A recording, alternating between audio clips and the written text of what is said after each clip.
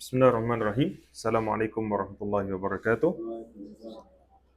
Mari sama-sama kita mulakan dengan kita membaca surah Al-Fatihah agar Allah Subhanahu wa taala mempermudahkan segala urusan kita insya-Allah. Ala hadhihi niyyah kullu niyatin salat Fatihah. A'udzu billahi minasyaitonir rajim. Bismillahirrahmanirrahim. Alhamdulillahi rabbil alamin. Ar-Rahmanir Rahim. Maliki yaumiddin. Iyyaka na'budu wa iyyaka nasta'in. اهدنا الصراط المستقيم صراط الذين أنعمت عليهم غير المغضوب عليهم ولا الضالين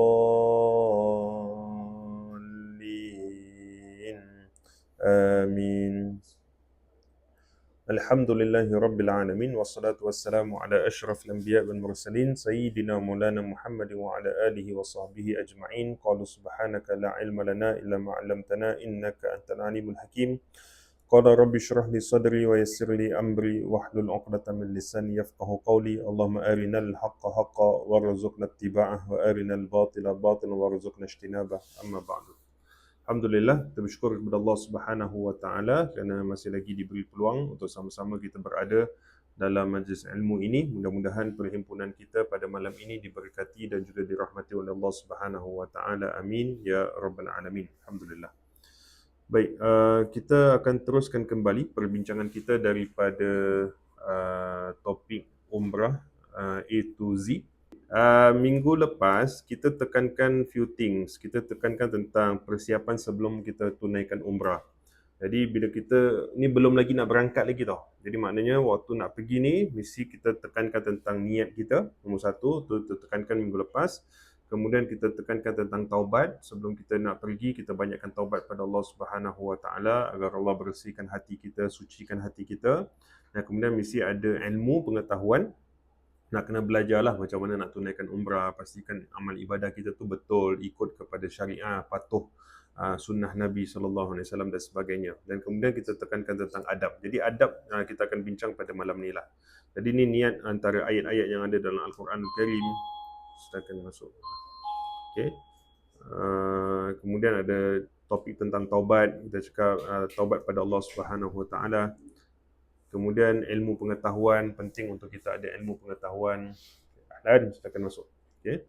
Dan kemudian malam ini kita akan bincang tentang adab. Adab ni kita boleh maksud tentang, maksudnya macam kod etika apabila kita nak ke sana. Mungkin kalau saya boleh kasih contoh kan. Macam contoh kalau kita kerja, dia ada syarat-syarat macam mana nak jadi pekerja, betul? Nak kena datang jam berapa, buat kerja, job scope yang dah ditetapkan nak kena buat dan sebagainya. Itu dia punya kriterianya. Tapi dalam masa yang sama juga ada perkara yang tak dimasukkan dekat dalam syaratnya, tetapi kita expect orang tu faham benda tu pun nak ada, sifatnya tu, karakternya tu pun mesti ada kat situ juga. Contoh dia kena datang kerja contoh jam 8 pagi sampai balik 5 petang sebagainya. Tapi kalau misalnya kata kalau kita bersama dengan teman-teman sekerja, pastikan kita ramah, mesra dan sebagainya. Itu kan tak ada dekat dalam kontrak. Tapi secara naturalnya as a human kita kena faham perkara tersebut. Atau mungkin kalau misalnya kata syarikat memerlukan bantuan, nak kena kerja OT lebih dan sebagainya, ada masa kita datang kita bantu. Ataupun mungkin ada orang yang luar daripada department kita memerlukan bantuan dan sebagainya, as a colleague, as a human being, kita kata kita akan bantu antara satu dengan yang lain. Itu kita terjemahkan sebagai adab lah, sebagai adab karakter kita dalam kita nak menunaikan sesuatu. Jadi sekarang ni apa yang kita nak tekankan adalah adab kita apabila kita nak pergi menunaikan ibadah umrah. Okay? Jadi nak buat umrah tu ada dia punya cara-caranya.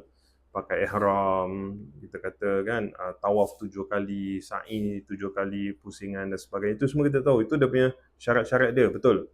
Tapi dalam masa yang sama mesti ada adabnya. Akhlak kita, macam mana kita nak berdepan dengan Allah di Kaabah apabila kita menunaikan tawaf dan sebagainya. Jadi itu maksud adab dekat sini.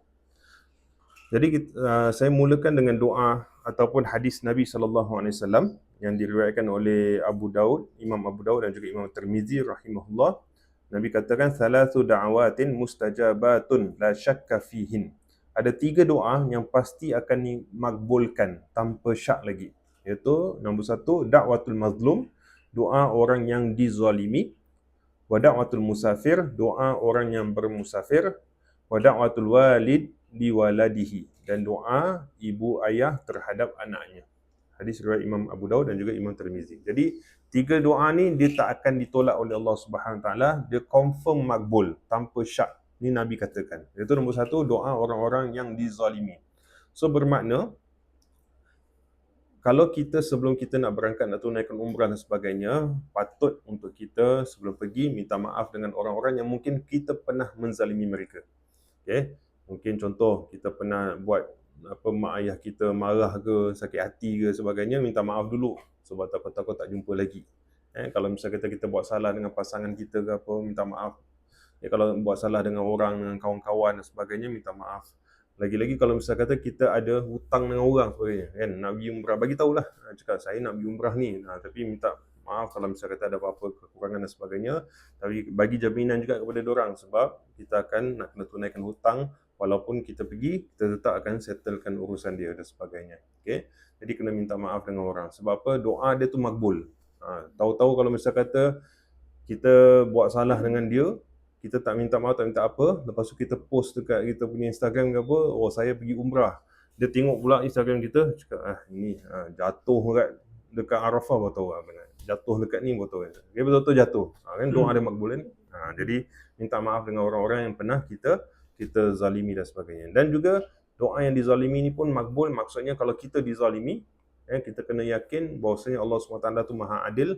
Allah akan balas kepada orang yang melakukan kesalahan kepada kita juga. Tapi yang penting adalah kita doa yang terbaik untuk semua saudara-saudara kita lah. Itu yang penting, nombor 1. Nombor 2, da'watul musafir. Doa orang yang bermusafir. Itu kita semualah. Kalau kita nak buat umrah, maknanya kita akan musafir. Sebab kita bukan orang Mekah. Kita bukan orang Mekah. Jadi maknanya bila kita nak tunaikan umrah, secara automatik kita ni adalah orang musafir.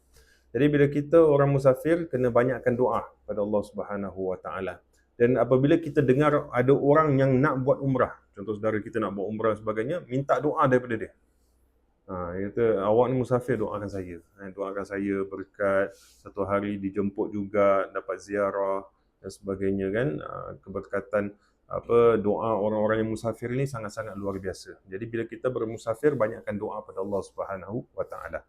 Dan kemudian da'watul walidi li waladihi, dan doa ibu ayah terhadap anak. Jadi saya selalu tekankan doa mak ayah ni special. Jadi untung orang yang masih ada mak ayah lagi.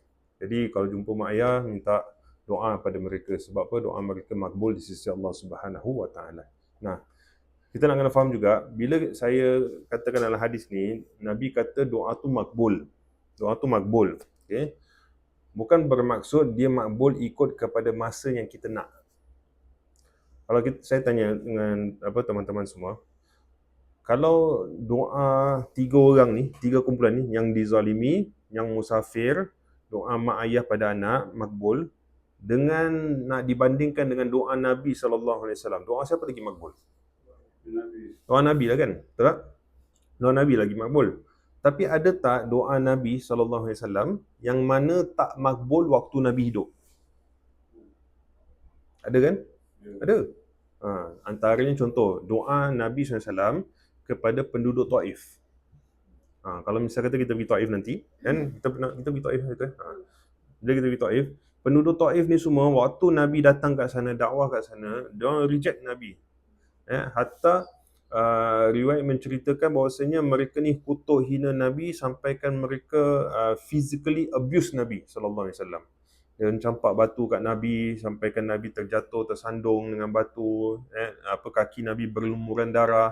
Ada riwayat yang lain juga mengatakan hidung Nabi tu berdarah, tapi disebabkan Nabi nak tahan daripada darahnya tu jatuh ke bumi. Kalau misalnya kata darah Nabi jatuh ke bumi, maka makhluk lain, malaikat, gunung ganang dan sebagainya, semua akan nak take revenge kepada Nabi SAW. Jadi Nabi tahan darah tu daripada jatuh ke bumi, sebab tak nak Nabi SAW tak nak orang-orang Taif dikenakan apa-apa. Jadi sampaikan malaikat yang menjaga gunung dekat Taif tu datang kepada Nabi SAW. Dia kata, ya Rasulullah, kalau kau nak sekarang ni aku angkat gunung ni, aku empak orang-orang Taif. Just say the word, I'll do that. Dia kata, aku empak orang-orang Taif ni. Tapi Nabi tak doakan keburukan. Tapi apa Nabi cakap? Nabi doakan, kan ada syair dia yang panjang. Antara doa Nabi SAW, Nabi doa angkat tangan pada Allah, ya Allah ampunkan mereka kerana mereka tak tahu. Itu nombor satu. Nombor dua, Nabi doakan agar ada satu orang ataupun kumpulan orang-orang Taif ni satu hari nanti mereka kenal Allah SWT dan mereka beriman kepada Allah SWT. Dan penduduk Taif ni menjadi negara Islam selepas kewafatan Nabi SAW. Bermakna Nabi tak nampak Taif tu jadi negara Islam macam mana kita nampak sekarang. Jadi doa Nabi makbul, cuma bukan direct on the spot. Tapi ada masa Nabi doa direct terus dapat. Ada masa dia ada masa-masa yang tertentu. Sama juga doa Nabi Ibrahim. Doa Nabi Ibrahim kan Nabi kata apa? Rabbi ja'al hadza baladan aminan warzuq ahlahu minas samarat wa ba'ats fihim rasulan minhum yatlu 'alaihim ayati. Itu semua doa Nabi Ibrahim makbul dengan adanya Rasulullah sallallahu alaihi wasallam. Jadi Nabi Ibrahim minta Allah supaya ada satu rasul yang ajar mereka Al-Quran. Ajar mereka kitab Allah. Jadi makbul setelah kelahiran baginda Rasulullah SAW. Jadi antara Nabi Ibrahim dengan Nabi Muhammad SAW, mereka tak jumpa kan. Tapi nak cakap doa dia tu tak powerful ke sebab lambat sangat dia makbul? Tak. Ini adalah hikmah kebijaksanaan Allah Subhanahu Wa Taala itu sendiri. Jadi kita contoh mak ayah, kadang-kadang kita doa kan, kita doa anak jadi baik ke, anak soleh ke, anak solehah dan sebagainya. Tapi tengok depan mata ni tak berapa nak soleh sangat lah kan. Mak saleh adalah kan. Tapi kalau misalnya kata kita tak berhenti doa, kita tak berhenti doa, satu hari dia akan makbul. So kita kena yakin. Contohnya mungkin orang yang dah berkahwin bertahun-tahun, tak ada zuriat contohnya. Tak ada zuriat. Dia doa pada Allah, Allah makbulkan. Cuma mungkin anak yang lebih hebat lagi adalah bila berada dalam syurga Allah SWT bersama keturunan-keturunan dan sebagainya. Okay? Jadi kena yakin doa itu akan dimakbulkan. Okay. Banyakkan berdoa dan doakan orang lain ketika bermusafir. Jadi bila kita musafir, doa pada orang, dan bila kita dengar ada orang bermusafir, kita minta doa daripada mereka. Itu antara adab yang ada. Doa adalah cara kita berkomunikasi dengan Tuhan. Membaca Al-Quran adalah Tuhan berkomunikasi dengan kita. Okay. Jadi ini apa maksud dia? So kadang-kadang kita ni dalam keadaan bersendirian. Kalau orang tanya, macam mana kita nak communicate dengan Allah SWT? Okay, macam mana kita nak tahu yang Allah ni bersama dengan kita dan sebagainya? Adalah kita berdoa. Bila kita doa, kita ni sedang berkomunicate dengan Allah SWT. Tapi kalau kita nak tahu macam mana Allah berkomunicate dengan kita, komunikasi dengan kita adalah dengan bila kita baca Quran. Jadi Al-Quran ni, kan, dia adalah ibarat surat cinta yang datang daripada Allah SWT kepada kita. Jadi bila kita nak tahu yang Allah sayang kita, Allah kasih kita, kan, Allah memberikan kebahagiaan kepada kita dan sebagainya, baca Quran. Kat situ kita akan nampak. Kalau kita tak baca Quran, kita tak akan nampak yang Allah ni sedang berbicara dengan kita. Okay? Jadi itulah hubungan kita dengan Allah SWT. Kalau kita nak banyakkan hubungan kita dengan kita berbual dengan Allah, doa. Kalau kita nak Allah berbual dengan kita, baca Quran. Okay? Kemudian ayat Quran surah Al-Hajj ayat 32. Allah berfirman, a'udzubillahi minasyaitonir rajim, wa may yu'azzim sya'airallahi fa innaha min taqwal qulub. Sesiapa yang mengagungkan syiar-syiar Allah, maka sungguhnya ia lahir daripada ketakwaan hati. Surah Al-Hajj ayat 32. Jadi kat sini dalam ayat ni, dan surah Al-Hajj ni dia banyak tekankan tentang isu haji. Orang-orang yang nak tunaikan haji, okay, kalau bagus sebelum pergi belajar surah Al-Hajj. Sebab banyak kat situ tentang manasik-manasik, cara nak menunaikan haji. Okay. Dan dalam ayat itu juga Allah berfirman, sesiapa yang mengagungkan syiar-syiar Allah itu, okay, sesiapa sahaja yang mengagungkan syiar-syiar Allah. Jadi syiar Allah ni ada banyak. Syariat Allah ni ada banyak yang dibawa oleh baginda Rasul sallallahu alaihi wasallam, antaranya ibadah haji itu sendiri. Dan kemudian dalam masyair tu ataupun dalam syiar itu ada banyak amalan-amalan yang kita lakukan waktu musim haji itu pun dikira sebagai syiar. Antaranya adalah Safa Marwah, kan, inna Safa wal Marwata min sya'airillah. Jadi maknanya ini semua daripada syiar Allah. Something is very important in the eyes of Allah Subhanahu wa taala. Jadi siapa yang mengagungkan, bermakna bila dia buat haji, bila dia buat umrah, dia mengagungkan perkara-perkara yang Allah agungkan itu sendiri. Kan, kalau contoh dia buat haji, dia wukuf dekat Arafah, itu antara syiar juga. Kalau kita kata dia pergi Mina, Musdalifah, dia lontar jamrah dan sebagainya, dia tawaf, dia sa'i, kan, itu semua adalah syiar-syiar Allah Subhanahu wa taala, dan apabila dia mengagungkan perkara tersebut, fa innaha min taqwal qulub, maka sesungguhnya itu kenapa dia boleh berlaku, sebab dia lahir daripada hati yang ada takwa. Hati yang ada takwa. Jadi minggu lepas saya dah tekankan apa maksud takwa. Takwa tu kita boleh tekankan, kalau ringkas kita kata macam gini. Sayyidina Umar dia mengatakan takwa tu adalah apabila kita berjalan di satu tempat, dekat tempat tu ada duri dengan batu. Duri dengan batu. Bila kita jalan kan kita jalan berhati-hati, jengkit-jengkit dan sebagainya. Itu maksud takwa ringkasnya. Jadi takwa tu adalah apabila kita beramal, pastikan kita buat ini ikut perintah Allah, ataupun kita elakkan daripada melakukan satu perkara yang mendatangkan kemurkaan Allah Subhanahu wa taala. Itu maksud takwa yang ringkas. Okey.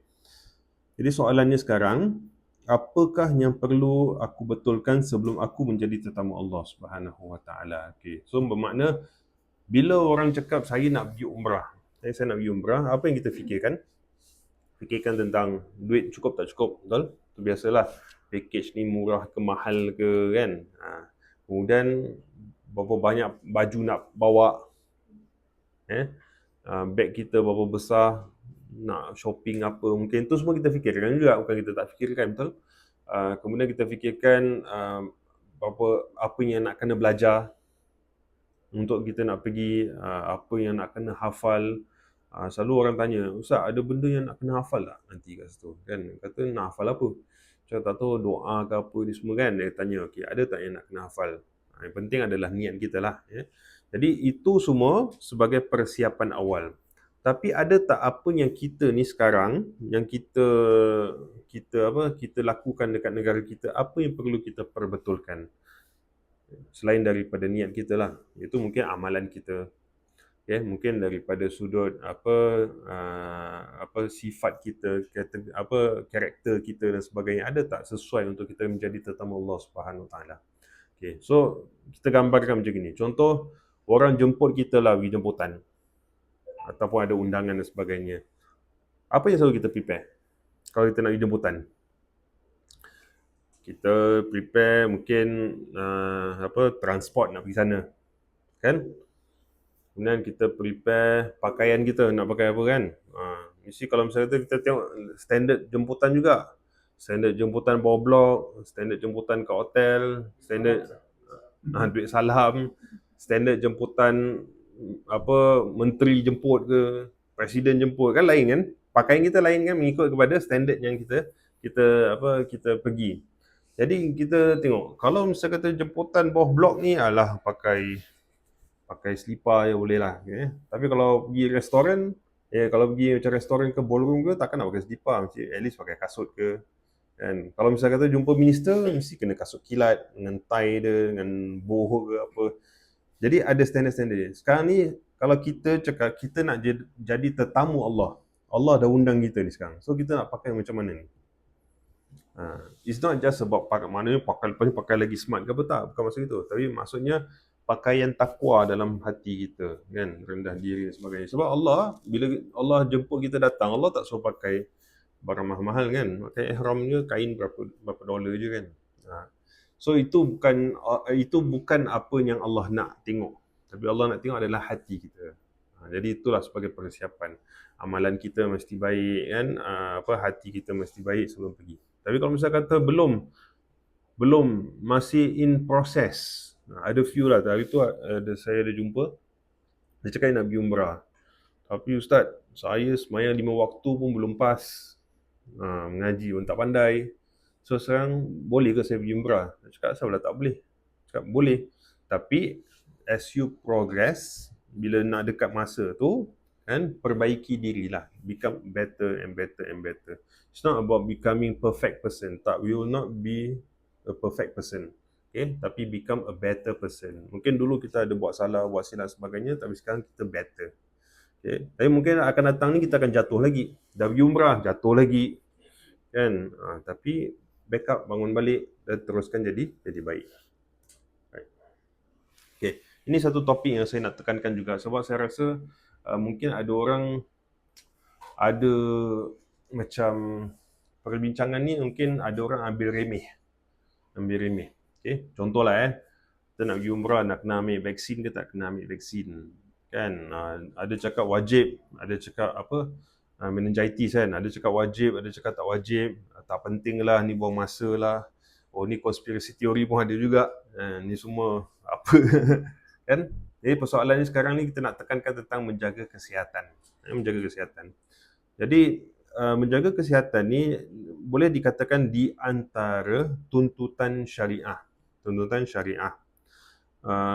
Saya nak kongsikan satu ayat. Kita pernah dengar kisah Nabi Ibrahim sembelih anaknya Nabi Ismail, betul?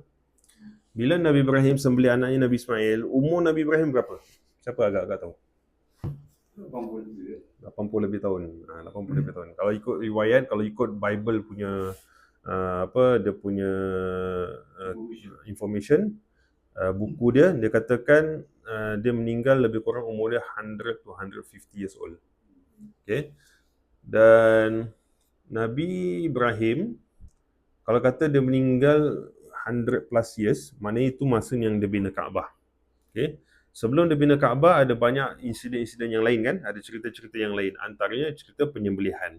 So bila cerita penyembelihan ni bila dia dah dapat anak, dia tinggalkan dekat Mekah dengan Siti Hajar, dia balik dengan isteri pertama, kemudian dapat Nabi Ishak semua kan.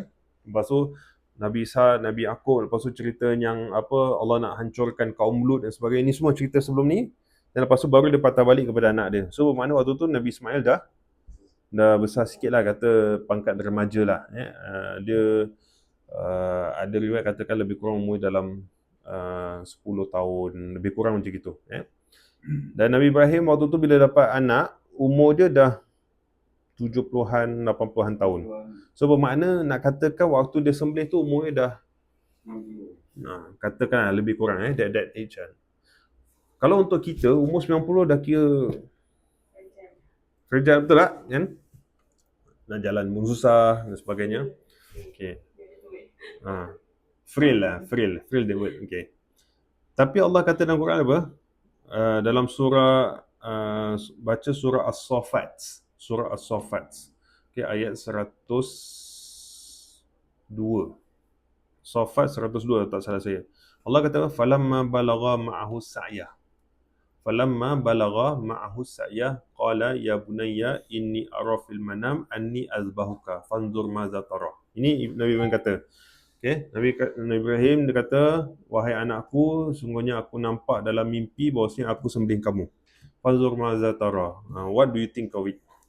Tapi orang selalu fokuskan tentang apa Nabi Ibrahim cakap dengan Nabi Ismail. Tapi cuba kita fokuskan the first part of the ayat. Falamma balagha ma'ahu sa'ya.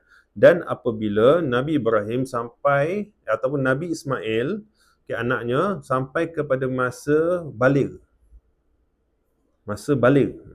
Dan mereka ini bersama-sama, ma'ahu. Nabi Ibrahim bersama dengan anaknya, as-sa'ya, berjalan. As-sa'ya ni boleh terjemahkan sebagai berjalan, boleh maksudnya bermain bersama, bertukang, kan, maknanya doing something together as father and son. Okay, they are having a father and son moment. Cuba kita bayangkan, Nabi Ismail umur apa tadi? 90. Nabi Ismail. Nabi Ibrahim 90. Kalau kita sekarang 90 tahun dengan 10 tahun, apa boleh buat? Boleh lari-lari tak? Kan? Tak boleh nak. Ni belum bina Kaabah lagi. Kan? Maknanya as-sa'ya ni maknanya dia boleh berjalan, dia explore the world, discover dan sebagainya. That is the time where Nabi Ibrahim and Nabi Ismail are together, sama-sama and doing something together. Okay. So daripada situ, there are something yang ulama bincangkan. Dia kata, maknanya Nabi Ibrahim ni orang dia kuat. Sihat. Orang sihat. So this is something yang kita kadang-kadang miss out. So especially for fathers lah. Ni saya selalu tekankan dalam kuliah, saya katakan macam ni. Bapa ni ada kepentingan untuk jaga kesihatan. Sebab kita rasa macam umur 60-70 dah tak boleh angkat berat, dah tak boleh lari, dah tak boleh apa sebagainya kan. Sebab in the first place memang daripada awal kita tak jaga kesihatan tu kan. umur 30, umur 40 tak jaga makan dan sebagainya. So apa yang berlaku, itulah yang berlaku. Dah umur 60, 70 kita dah start tu sakit dan sebagainya. Padahal Nabi Ibrahim ceritanya belum bina Kaabah, masih bermain dengan anak dia sebagainya, sembelih unta jamrah, tu semua cerita-cerita dia lagi kan. So nak tunjukkan penting untuk kita menjaga kesihatan. Right? Okay, jadi saya akan tekankan beberapa ayat yang ada. Pertama sekali, memang perintah Allah Subhanahu Wa Taala, Allah katakan wala tulqu biaidikum ila tahlukah, dan janganlah kamu mencampakkan diri kamu ke dalam kebinasaan. Jangan kamu campakkan diri kamu ke dalam kebinasaan. Surah Al-Baqarah ayat 195. Jadi Allah larang kita melakukan satu perkara yang mendatangkan kebinasaan kepada diri kita. Kalau dulu kat sekolah selalu ustaz-ustaz gunakan ayat ni, dia katakan kita tak boleh hisap rokok. Sebab dia akan membawa kebinasaan. Okay? Apa saja perkara yang boleh mendatangkan kebinasaan kepada diri kita, itu kalau boleh kita perlu elakkan. Persoalannya ada that grey area. Contoh mungkin ada orang tekankan, hisap rokok ni tak bagus untuk kesihatan, so kena elakkan. Tapi kalau saya kata, kalau orang tu dia makan gula banyak, dia makan gula banyak, itu pun kira mudarat kan? So is it part of desire ke tak? Do you think so? Okay. Kalau orang tu memang dia ada penyakit, kemudian dia tak jaga makan, itu pun part of mudaratkan diri kan. Ataupun mungkinlah dia berjalan dekat tempat kereta lalu, kan, macam ataupun mungkin apa baru-baru ni yang ada skyscraper ke apa kan, dia panjat bangunan tak pakai tali. Itu kan macam you put yourself in danger in something kan, in doing something. So bermakna Allah suruh elakkan daripada kita buat benda tu semua. Okay? Jadi apa saja yang boleh memudaratkan diri kita, kita patut elakkan. So dia ada this thing yang kita kena define ourselves. Okay, kita kena define ourselves. Is this good?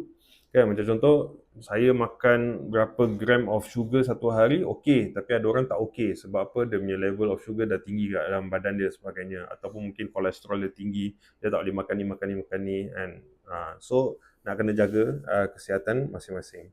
Jadi ayat ini menjadi asas larangan mendedahkan diri kepada kemudaratan, termasuk pergi umrah tanpa persediaan kesihatan. Jadi nak pergi umrah tapi dia tak jaga kesihatan dia, kan, tak jaga makan ke, dia tak kuat berjalan ke sebagainya. Walaupun ada banyak kemudahan sekarang ni, kalau kaki tak kuat nak jalan, ada kemudahan lah, ada wheelchair, ada buggy, ada apa sebagainya.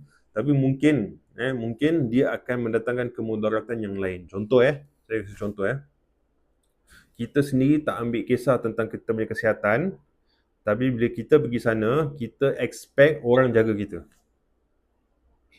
Kita expect orang jaga kita. Bila orang tak nak jaga kita, kita cakap, ni anak derhaka lah, tak nak tolong mak ayah lah, kan, ni tak betul lah, ni cakap, you yourself didn't take care of your own well-being, lepas tu you are blaming other people that didn't help you with it. Yeah. So itu yang kita nak kena faham konsep tersebut. Okay? Kemudian Allah katakan walillahi 'alan nasi hajjul baiti man istata'a ilaihi sabila. Jadi kewajipan manusia terhadap Allah untuk mengerjakan haji ke Baitullah, iaitu bagi sesiapa yang mampu mengerjakannya.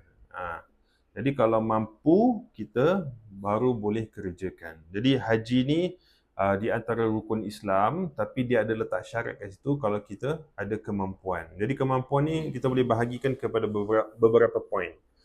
Kemampuan dari sudut kesihatan, satu, tubuh badan kita. Kemampuan dari sudut wang, keperluan. Sebab bukan murah kan nak pergi haji kan, mahal. Sekarang ni the cheapest yang saya nampak is what, 25,000? That's the cheapest. Lepas tu sekarang ni juga dari sudut visa. Kan, ada orang mampu, duit ada, sihatnya ada, sebagainya, tapi tak dapat visa. So belum ada kemampuan juga. Atau mungkin masa kan tak ada cuti, Ataupun mungkin ada tanggungjawab yang lain, jaga orang sakit kat rumah kan, family ke, anak-anak dan sebagainya. Jadi ini semua adalah part of kemampuan. Jadi kita kena tengok, ada orang yang mungkin kesihatan dia okey, kemampuan duitnya, financial dia okey, tapi mungkin sebab dia jaga orang tua kat rumah. So kalau misalnya kata dia pergi, tak ada orang nak jaga, jadi sebab tu dia tak pergi. Itu pun part of kemampuan kita dikatakan. Ataupun semua okey, tapi visa tak dapat-dapat kan, tunggu visa punyalah lama kan. Jadi itu pun part of kemampuan. Jadi kalau misalnya kata dia meninggal dunia sebelum dapat tunaikan haji, adakah dia termasuk di antara orang yang memang melambat-lambatkan? Tak. Tak, sebabkan memang dia belum dipanggil ataupun belum masa dia untuk pergi. Okay. Ya. Umrah. Okay. Umrah kalau basically dia sunnah lah. Dia sunnah lah. Okay. Kenapa orang sekarang ni selalu pergi umrah? Kalau dulu zaman haji, jarang-jarang kita dengar orang pergi umrah. Kalau misalnya kata dalam keluarga kita, setahun tu sekali pergi umrah, lepas tu kita buat kenduri, ramai-ramai datang, hantar 2-3 bas, satu orang yang pergi, betul tak? Kan? Tapi sekarang ni, setahun 2-3 kali kita pergi. Pergi haji susah. Sebab pergi haji susah. Okay. So bermakna sebabkan kita ada kemampuan untuk pergi Kaabah, buat tawaf, tapi cuma haji tu kita tak dapat sebabkan dari sudut kota. Jadi kemampuan untuk berangkat, nak pergi dan sebagainya ada. Jadi orang selalu pergi. So pergi untuk apa? Untuk nak biasakan diri untuk menunaikan haji pada satu hari atau hari nanti. Tapi kalau kita kata basically umrah ni apa hukum dia adalah sunnah lah. Dia adalah sunnah. Okay. Jadi ulama memasukkan kesihatan tubuh badan sebagai sebahagian daripada maksud istita'ah kat sini, iaitu kemampuan. Istita'ah maksudnya kemampuan. Jadi kalau misalnya kata dari sudut kesihatan tak mampu, maka dia ada kelonggaran untuk tak tunaikan haji. Sebab tu tahun ni baru Saudi keluarkan syarat kan, kalau dia ada certain age dah tak boleh pergi, ataupun dia ada critical illnesses pun tak boleh pergi dan sebagainya, sebab dia letakkan syarat. So memang tidak ada kemampuan dekat situ, right? Kemudian Nabi SAW pun ada tekankan dalam hadis, ni'matani maghbunun fihima kathirun minan nas, as-sihhatu wal farar. Dua nikmat yang sering manusia lalai mengenainya. Dua nikmat ni selalu kita ambil sambil lewa, iaitu as-sihhatu, kesihatan, wal farah, dan juga masa lapang. Masa lapang kita tak gunakan dengan perkara yang baik. Jadi kita macam istilahnya buang masa. Atau kita ada kesihatan kita tak gunakan kesihatan kita kepada perkara yang baik. Kita buat benda yang salah, buat benda yang tak betul dan sebagainya. Jadi ini dua nikmat yang biasa orang tak ambil indah. So bila kita akan ambil indah tentang benda ni, bila kita sakit lah. Kan, contohnya kan, orang sakit gigi. Pernah tak kita kat sini sujud syukur sebab ada gigi? Tak pernah Tapi kalau gigi dah sakit, tak boleh makan, baru fikir tak gosok betul-betul kan, tak jaga kan, makan gula lepas tu tak gosok gigi dan sebagainya, baru kita fikir kan. Sama juga dengan masa lapang. Waktu kita masa lapang, kita tak kisah pun tentang nak buat benda penting dan sebagainya, tapi bila dah sibuk banyak benda baru kita fikir, kalau aku free kan best dan sebagainya. So these are the things yang kita selalu lalai. Kesihatan adalah modal utama untuk menyempurnakan ibadah umrah. Jadi the main idea of doing umrah ni is not just about that ritual, tapi it's a physical punya rituals. Dan especially juga bila kita pergi umrah, dan saya tak tahu sekarang ni bila masa umrah yang kata dia peak season ataupun non-peak season. Saya tengok semua bulan pun peak season. Saya ingat dulu, kalau pergi bulan 2 okey lah, sama juga ramai. Pergi bulan 8 okey lah, sama juga ramai. Pergi bulan 12 lagi lah ramai. Pergi bulan 1 pun ramai juga. So saya tak tahu bila yang tak peak. Ni adalah sekarang. Okay, inilah sekarang. Tapi bila disebutkan tentang peak season ke non-peak season, nak katakan orang ramai, jadi benda yang asalnya senang, tawaf tu kita boleh habis in less than half an hour pun, tapi sebabkan orang ramai, kan, dengan nak masuk masjid pun susah, orang blok-blok road lah, pintu tutup ni apa sebagainya. Kemudian kalau pergi ramai-ramai lagi, terpisah dengan kumpulan ni, kena tunggu dia. Yang ni satu kawan nak pergi tandas, nak kena tunggu dia sebagainya. Jadi daripada benda yang awal senang, dia jadi susah. Jadi biasanya orang physically dia susah nak take it, sebab jalan dia mungkin rasa lagi jauh lah sebab ramai orang, ataupun tempatnya panas, kan. Dan banyak lagi lah. Jadi ala kulli hal kita nak katakan, kalau kita memang physically tak sihat, mungkin agak sukar untuk kita sempurnakan ibadah tersebut. Tapi memang saya katakan dia ada alternatif sekarang. Kita ada naik bagi. Contohnya memang daripada awal ada jemaah kita yang memang daripada awal dia kata, Ustaz, saya memang perlukan wheelchair kat sana. So bila sampai hotel, kita sediakan ada orang mutawif untuk bawa dia pergi melakukan tawaf, melakukan sa'i. Cuma boleh dikatakan kebanyakan juga yang kalau misalnya kata jemaah yang pakai wheelchair, dia akan cakap macam gini lah. Dia kata walaupun saya dapat tunaikan umrah, tapi dia tak sama dengan kita jalan. Dia punya experience berjalan tu berbeza dengan, sama juga kalau kita solat kita pakai kursi yang kita sujud lain kan, dia punya experience dia. Ala kulli hal, tapi nak katakan umrah itu sah. Tapi penting untuk kita jaga kesihatan. Okay? Kemudian hadis Nabi lagi, Nabi tekankan al-mu'minul qawi khairun wa ahabbu ila Allah minal mu'minid dha'if. Orang mukmin yang kuat lebih baik dan lebih dicintai oleh Allah daripada mukmin yang lemah. Jadi Imam Nawawi mengatakan kekuatan merangkumi iman, azam dan juga tubuh badan. Jadi kekuatan mukmin qawi ni, qawi kuat daripada sudut apa? Kuat daripada sudut iman dia, kuat daripada sudut azam dia, determination dia, dan kuat daripada sudut tubuh badan dia. So Imam Nawawi kategorikan kuat, mukmin yang kuat ni adalah these three. Iman dia kuat, azam dia kuat, semangat dia kuat, badan dia pun kuat. Iaitu mukmin qawi. Hatta kalau kita belajar Nabi SAW, Nabi jadi Nabi umur 40 tahun kan? Nabi 13 tahun dekat Mekah, ada perang tak? Nabi 13 tahun kat Mekah ada perang tak? Tak ada perang. Nabi dekat Madinah baru ada perang. Perang Badar, perang Uhud dan sebagainya, betul tak? So bermakna bila Nabi pergi perang, umur Nabi apa? 53 tahun. Yalah, 13 tahun Mekah, 10 tahun Madinah kan? So Nabi jadi 40. So 53 Nabi hijrah. So maknanya waktu dekat Madinah tu 50-an tahun tu Nabi banyak pergi perang. Ada riwayat ceritakan Nabi SAW boleh angkat batu yang besar yang mana sahabat yang lagi muda tak mampu angkat. So nak tunjukkan Nabi ni orang dia kuat. Physically Nabi kuat. Okay. Ibnu Qudamah mengatakan kesihatan tubuh badan adalah syarat kemampuan untuk menunaikan ibadah haji dan umrah. Jadi ada ulama menekankan, dia kata syarat nak buat haji, nak buat umrah adalah mesti sihat tubuh badan. Dan Imam Syatibi mengatakan menjaga nyawa adalah salah satu daripada 5 keperluan asas syariah. Jadi kita tahu ada keperluan asas, antaranya adalah hifzun nafs, menjaga nyawa, menjaga diri kita.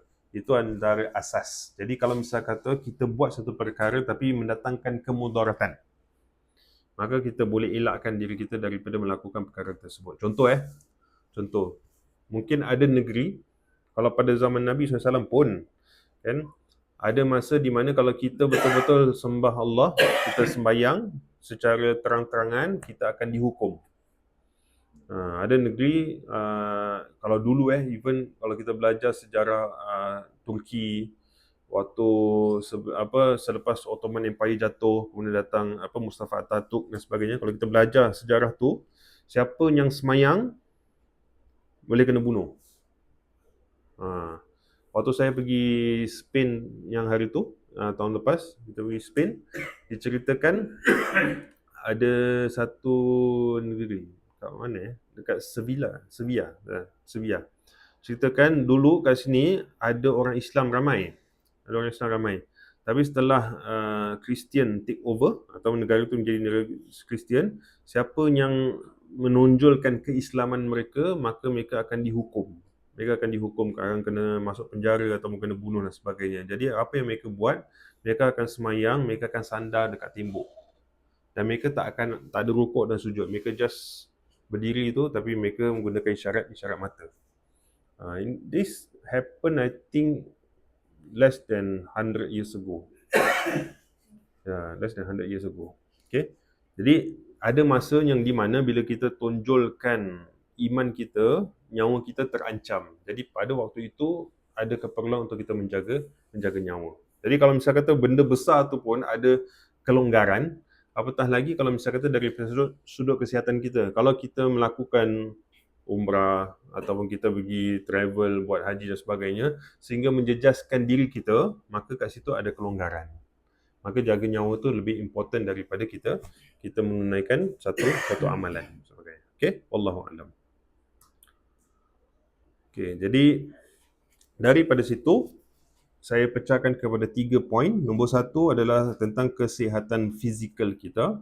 Pemeriksaan kesihatan kita nak kena check lah. Check, pastikan kita good to go. Contoh mungkin ada orang dia memang ada kekurangan dari sudut kesihatan dia nak kena pergi check doktor dulu. Ataupun mungkin contoh wanita yang baru bersalin, baru bersalin kemudian nak travel, at least have dapat clearance daripada doktor, check okay you are fit to travel istilahnya kan. Ada yang mungkin dalam keadaan mengandung bila nak travel naik kapal terbang tu not fit to travel. Jadi kena lihat keadaan tersebut.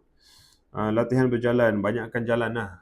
Pakai treadmill kat rumah ke ataupun kita jalan kat kita punya neighborhood ke kan. Sekarang ni banyak PCN dekat rumah-rumah kita. Naik tangga, turun tangga biasa kan sebagainya, sebab kita akan banyak gunakan fizikal kita bila kita ke sana. Jadi banyakkan berjalan supaya mudah untuk kita tawaf dan juga sa'i. Dan juga banyakkan tidur dan juga makan yang seimbang. Maknanya tidur kita nak kena balance dengan makan kita pun nak kena balance juga. Dengan ini juga saya nak highlightkan satu benda. Bila kita cakap makanan seimbang ni, makanan tu mesti nak kena ada balance of protein, ada kalsium, ada apa lagi yang kita perlu? Kan kita punya ni airnya kan mesti nak kena balance kan. Dan Nabi pun ajar kita balance. 1/3 makan, 1/3 air, 1/3 pernafasan. Itu pun Nabi ajarkan kita tentang balance. Jadi bila kita belajar tentang agama kita kena faham daripada sudut Al-Quran, hadisnya dan juga konteks kehidupan kita sekarang. Saya kasih contoh yang mungkin ramai orang dia confuse. Tapi saya kongsikan. Semua pernah dengar hadis tak? Makan kurma ajwa 7 biji satu hari dapat elak daripada penyakit. Pernah dengar hadis tu Okay, jadi kurma ajwa dengan air zam-zam ni ubat, betul? Ubat. Jadi makan 7 biji satu hari. Jadi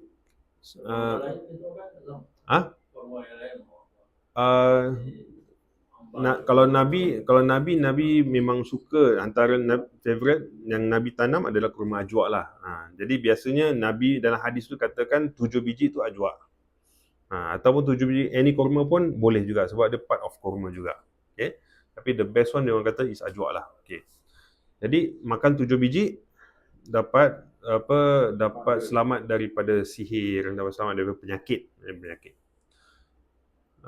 Tapi saya pernah duduk dengan nutritionist. Dia katakan dengan saya, ataupun waktu tu kita ada dalam group study, dia cakap hadis tu memang dia tak nafikan lah. Dia bukan ustazah pun untuk dia nak syarahkan. Tapi dia kata kurma ni satu biji dia mempunyai 100 gram ke 100 milligram of sugar. Satu biji. Okay. Kita manusia kita ni normal person, kita satu hari hanya boleh consume 800 milligram of sugar every day. Jadi kalau kita ikut hadis tu 7 biji, maknanya dah 700 kan. Itu belum campur kita punya teh tarik, kita punya bandung, kita punya nasi, kita punya ni, mana tak kencing manis. Faham tak? Dia memang, sebab Nabi SAW, time tu, kalau nak dapatkan sugar, kurma lah. Mana ada teh tarik. Faham tak? So, nak katakan adalah how Nabi dapat protein, how Nabi dapat kalsium adalah daripada makanan-makanan ni. Tapi sekarang ni kita bila bab makan, kita dah campur aduk. Belum masuk kita punya fast food, kan, kita punya benda-benda minyak, kolesterol dan sebagainya. So dia tak balance. So tak boleh kalau kita kata aku nak ikut sunnah makan 7 biji plus dot. Itulah yang tinggi. Lepas tu kita salahkan hadis Nabi tu tak betul. Tak, hadis Nabi tu betul. Contohnya Nabi makan kambing. Nabi suka kambing kan? Kita nak cakap Nabi ni ajar kita ada kolesterol ke? Tak kan? Tapi sebab apa? Kalau nak katakan kambing ni lah adalah binatang yang paling kurang kolesterol. The problem is cara kita masak kambing. Faham tak? Okay. So, Nabi SAW bila cakap pasal kambing, Nabi suka makan bahu kambing, bahagian bahu kambing. Sebab bahu kambing ni dia tempat yang paling kurang daging. Dia macam daging yang diet-diet yang tu kecil-kecil. Itu yang Nabi, part yang Nabi suka. Okay. Nabi bukan sekali duduk makan satu ekor kambing. Itulah kolesterol macam kita kan. Nasi mandi tu satu kita punya kambing. Memanglah kolesterol. Lepas tu cara masak dia kan, minyak dia, dia punya butter dia punya apa sebagainya. Faham tak? So, jangan salahkan oh ni makanan sunnah, ni makanan tak. Dia bukan makanan sunnah. Cara makan pun nak kena sunnah. Nabi pernah dengar ke Nabi kenyang 3 hari? Nabi lapar, Nabi tak pernah rasa kenyang 3 hari berturut-turut. Itu sunnah Nabi. Nabi kalau lapar, makan ranting-ranting pokok, daun-daun kering. Itu sunnah Nabi. So, itu kita kena faham daripada sudut jaga pemakanan lah. Jadi kalau kata, oh saya cuba makan ni madu lah, makan ni... tapi campur dengan benda yang lain, itulah yang tambah gula dia tu. Faham tak? Wallahu'alam. Okay? Jadi penting untuk jaga kesihatan. Saya pun bukan nutritionist, tapi saya belajar daripada orang-orang yang nutrition ni semualah. Dia ajarkan tentang benda ni. Nombor 2 tentang vaksin pencegahan. Okay? Kalau daripada slides ni, dia katakan vaksin diwajibkan, especially untuk orang tunaikan haji, ada certain vaccination dia akan check. Meningitis especially lah. Saya tak tahu tentang umrah, ada cakap wajib, ada cakap tak. Kadang-kadang dia check, kadang-kadang dia tak check. Jadi kalau untuk saya, kalau kata pergi dengan grup kita, kata mesti kena vaksin ke? Cakap yes, kena vaksin. Supaya apa? Kita tak nak ada apa-apa kegenjutan bila kita sampai sana.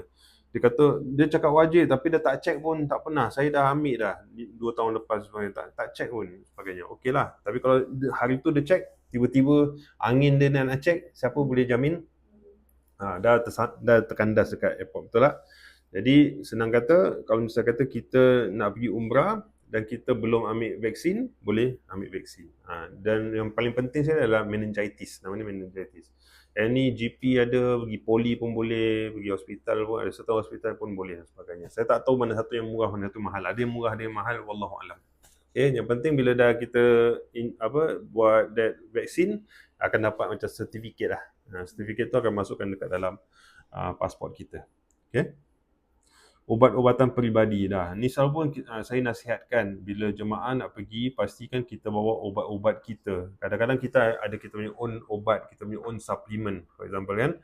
Sebab kalau misalnya kata contoh nak bandingkan ubat kita sekarang dengan ubat dekat sana kalau kita beli, kadang-kadang dia punya dosage dia lain. Walaupun dia benda sama. Contoh Panadol katakan okay.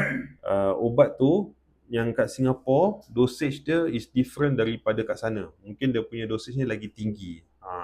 Jadi kalau orang-orang Arab ni, dia kalau makan ubat memang terus pukul kasih baik, betul? Jadi kalau misalnya kata contoh kita ada ubat ubat sesama kita kan. Sesama kalau kita kena satu biji yang kuning kecil tu kan, terus flat kan. Kat sana dia punya satu biji pun lagi tinggi daripada satu biji kita macam itu. Dia punya dosage dia. Jadi bagus kalau kita memang dah diagnose, dari doktor dah diagnose, dah kasih kita ubat-ubatan, bawa ubat-ubatan tu. Jangan harapkan ubat kat sana. Sebab takut dia tak compatible dengan badan kita. Okay. Kalau kita ada suplemen-suplemen kita makan sebagainya, just bawa. Just bawa gunakan untuk keperluan kita lah. Ini kita punya daily usage lah. Okay. Dan juga mask dan kebersihan diri lah. Mask, especially during COVID hari tu, ada irsyad yang dikeluarkan. Dikatakan boleh untuk kita bila tawaf, bila kita buat umrah, kita pakai mask. Okay, sebab ada keperluan, satu dari sudut kesihatan, sebab memang waktu tu kan ada COVID. Jadi ada juga pandangan mengatakan kita bila nak buat umrah ni, kita nak kena pakai ihram kan, dan bila pakai mask ni dia istilahnya melanggar ihram sebab dia nutup muka. Tapi ada kelonggaran yang dibolehkan. Kalau daripada sudut kesihatan dibolehkan. Okey. Jadi kalau misalnya kita perlu pakai mask, contohnya mungkin kita memang batuk ke sakit ke sebagainya, untuk kita nak mencegah daripada berjangkit dengan orang lain, kita boleh gunakan mask. Dan juga kebersihan dirilah, kita punya normal hygiene kita katakan, hygiene kita mandi, sabun kita dan sebagainya. Ada masa-masa yang kita tak boleh pakai sabun bila kita dalam keadaan ihram, ada pantang larang ataupun wangi-wangian, tapi ada masa dibolehkan. Okay? Yang penting kita jaga kesihatan, sebab kita akan jumpa ramai orang daripada negeri yang berbeza-beza dan kita tak tahu apa yang ada kat situ, virus dia ke ataupun dia punya angin dia dan sebagainya. Kalau kita mungkin bertembung dengan orang-orang di lain negeri, kalau dia ada bawa certain virus ke certain apa sebagainya, mungkin akan affect kita. Okay? Ini jaga kesihatan kita. Dan yang terakhir adalah kesihatan mental. Okay? Selalunya orang akan gunakan kita pergi umrah ni macam dia spiritual healing kan. Spiritual healing. Jadi ini tempat nak hilang stres lah. Tempat nak hilang stres. Tapi kadang-kala ada orang yang pergi sana dia yang stres. Kan? Kan? Mungkin dia stres dengan dengan flight delay ke, dengan orang ramai ke. Partner dia stres. Dia pasangan dia. Saya ada jumpa jemaah yang gaduh suami isteri pun dekat sana. Ada je. Kan? Dia marah dia. Ada yang sampai nak lafaz cerai pun ada juga. So memang macam mana kita nak manage stres. Kadang-kadang kat sini okey, kat sana tiba-tiba angin dia tak tahulah, angin orang Arab ke apa kan. Jadi marah, jadi sikit-sikit nak melenting dan sebagainya. Jadi kena uruskan. Jadi kat sini saya kalau misalnya kata orang tanya, saya ni ada depression ataupun saya ada certain illnesses sebagainya, saya bukan expert dalam mental health. Saya tak pandai. So go consult doktor ataupun kaunselor ke tentang perkara ni. Okay, jaga kesihatan sebab benda ni ada obat-obatan dia yang yang kaunselor tu ataupun doktor akan berikan. Tapi di antara cara bagaimana Nabi SAW ajar kita secara rambangnya adalah banyakkan zikir. Okay. Ala bizikrillahi tatma'innul qulub, kata Allah SWT. Kan, berzikir kepada Allah itu akan menenangkan hati. Jadi kalau kita stres, biasanya hati kita bergelojak kan. Jadi cara nak menenangkan adalah banyak zikir kepada Allah SWT. Macam mana cara zikir? Macam-macam. Baca Quran pun 4 zikir. Kita yang tasbih 33 kali, tahmid 33 kali pun zikir. Kita semayang pun zikir, kita ingat Allah pun part of zikir. Just ingat Allah je. Ya Allah, ya Allah, ya Allah, ya Allah, itu pun part of zikir. Yang penting kita zikir kepada Allah Subhanahu Wa Taala. Itu cara kita mengurus stres lah. Sabar dengan kesesakan. Dan kesesakan ni tak ada orang boleh jamin. Mungkin kalau kita ikut grup akan cakap, okey, kita akan buat umrah lepas zuhur. Kita akan buat umrah lepas maghrib contohnya, lepas asar sebagainya. Tapi disebabkan orang ramai sangat, tak jadi. Saya pernah yang satu tu, kita cakap lah, okey, sebab bila dah sampai airport, kita akan terus sampai hotel, kita buat umrah. Terus. Sekali dalam perjalanan jam, penuh, sesak, nak masuk hotel lambat, check-in tak dapat, tak dapat bilik belum siap sebagainya, kan? Delay sampai ke tahap yang mana tiba-tiba tak boleh buat umrah sekarang, kena buat lambat lagi dan sebagainya. So kita kena banyak sabar. Itu adalah di luar jangkaan kita.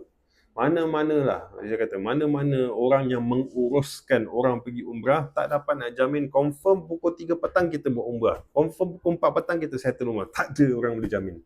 Sebab tu kalau baca pun semua poster-poster ke apa kan, dia kata it may varies. Kan?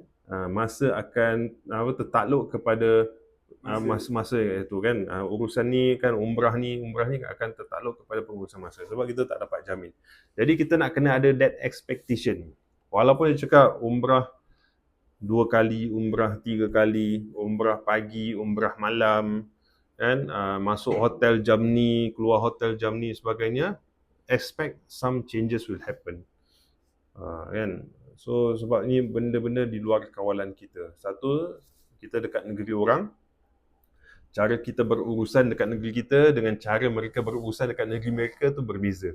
Jadi ada clashes of culture.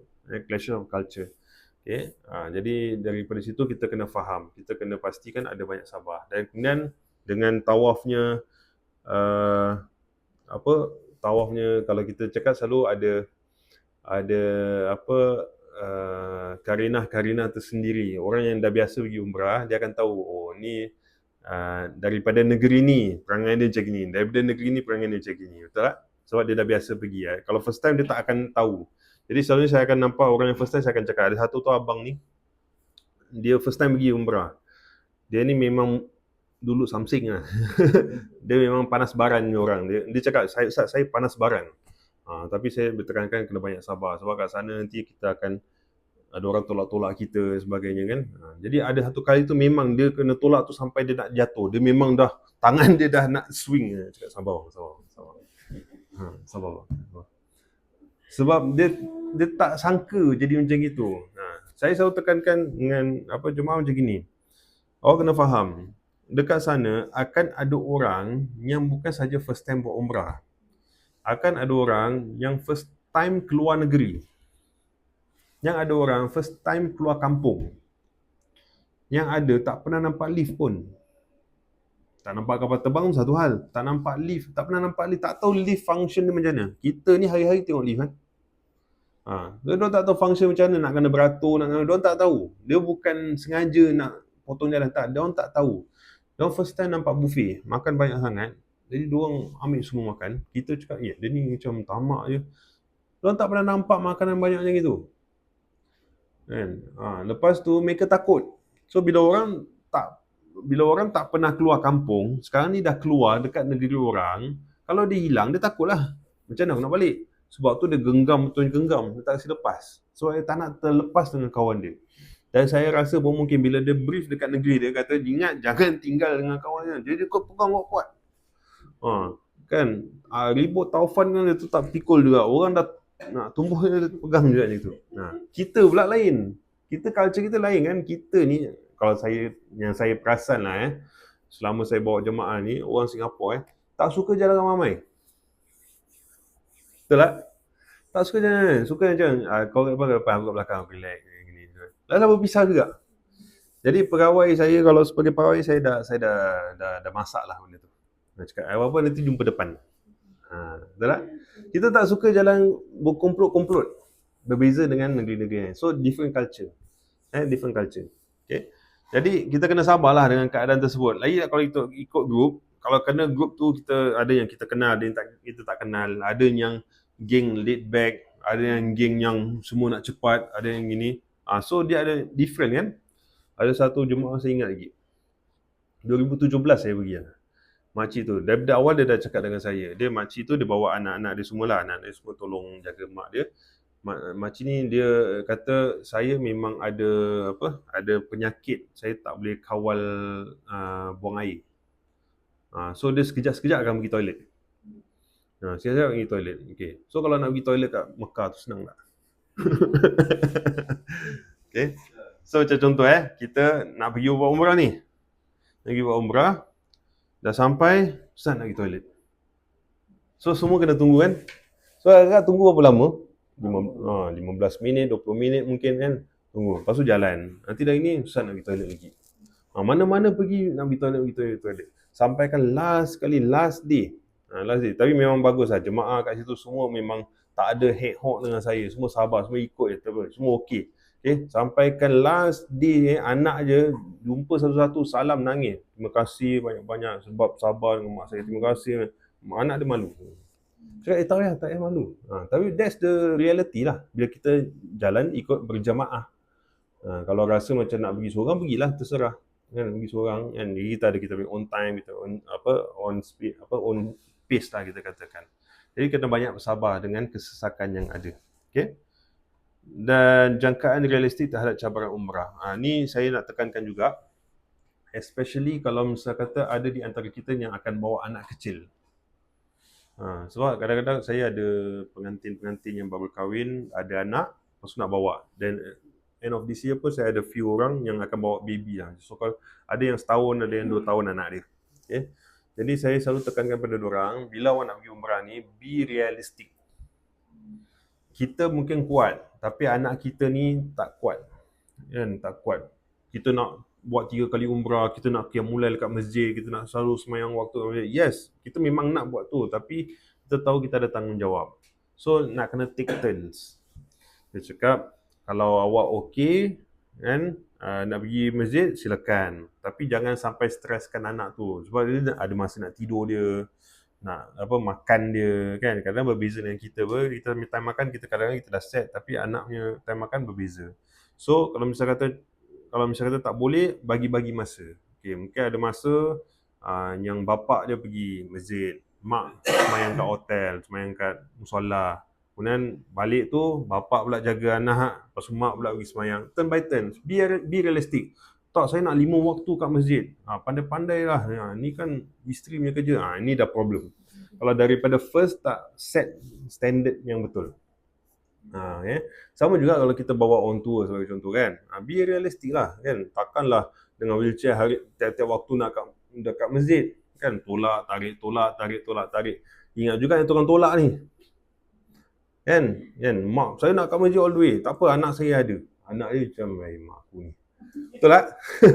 Tak, be realistic lah kita katakan. So kalau kita contoh, kalau kita seorang diri, kita okey nak every waktu kat masjid, dipersilakan. Kita nak buat umrah banyak kali, dipersilakan. Tapi kalau kita bawa keluarga kan, anak kecil, orang tua sebagainya, kita tengok ada masa kita kat masjid, ada masa kita kat hotel, ada masa be realistic. Sebab kita nak jaga kita punya kesihatan juga. Saya yang baru ni kan, saya pergi 1 bulan. Saya nak ibadah pun saya ration myself. Sebab saya kena jaga 2 group. Kalau misalnya kata first group saya all out, sekali second group saya rebah, saya tak boleh jaga, so I'm not doing justice. So ada masa saya memang dengan jemaah, tapi ada masa saya just duduk masjid, duduk hotel dia. Duduk hotel, saya semayang dekat musola, saya balik hotel, tidur. Orang kawan ajak lepak je, tak, saya nak tidur. Saya besok nak kena jaga jemaah sebagainya. So be realistic. Lepas tu nak kena travel lagi, pergi Aqsa dan sebagainya. So be realistic dengan jemaah-jemaah kita. Itu untuk pegawai lah, saya tekankan. Okay? Ini mesti ada jangkaan yang realistik terhadap cabaran umrah. Okay? Wallahu ta'ala alam.